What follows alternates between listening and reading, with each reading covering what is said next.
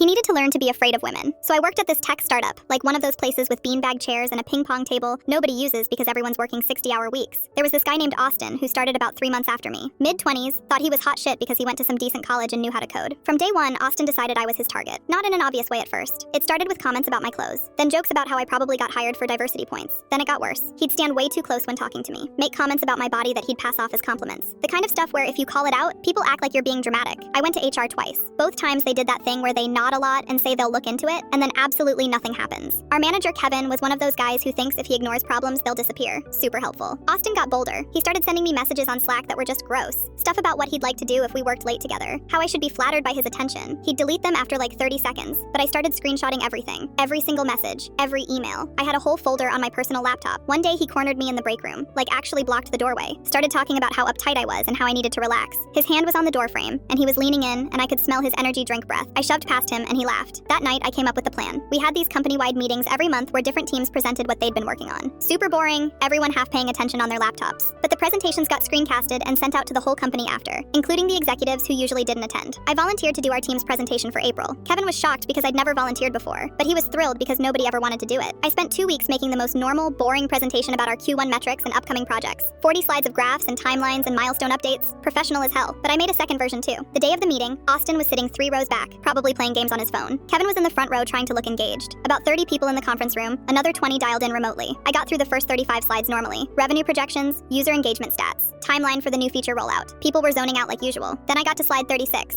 And now I'd like to address some workplace culture issues we've been experiencing, I said. Kevin's head snapped up. The slide was titled, When HR Fails, a Case Study. And it had a screenshot of Austin's Slack profile picture nice and big. I clicked to the next slide. It was a screenshot of one of his messages to me. The one about what he wanted to do to me in the supply closet. His name was right there at the top. The room went completely silent. This message was sent to me on March 8th at 2:47 p.m., I said. My voice was steady. I'd practiced this. It was deleted approximately 40 seconds later, likely to avoid detection. Next slide, another message. This one about my legs. March 15th, 3:12 p.m., next slide. The email where he said I should be grateful someone like him paid attention to someone like me. March 22nd, I could see Austin in my peripheral vision. He'd gone white. He was looking around like someone might save him. Next slide, a photo someone had taken at the office happy hour where Austin had his arm around my waist and I was clearly trying to move away. You could see it in my face. March 29th, I reported this to HR the following Monday. Next slide, my email to HR. Their response saying they'd look into it. No follow-up was ever conducted. I clicked to the last slide. It was just text. Big letters. This presentation is being recorded and will be sent to all company email addresses, including executive leadership and our board of directors. If you've experienced similar behavior from anyone in this company, please document it. Create a paper trail. Protect yourselves. Because clearly the proper channels don't work. I closed my laptop. That concludes my presentation. Questions? Nobody said anything for like 10 seconds. Then Austin stood up and practically ran out of the room. Kevin was staring at me with his mouth open. A couple people started clapping, then more people. By the time I walked out, most of the room was applauding. Austin was fired by the end of day.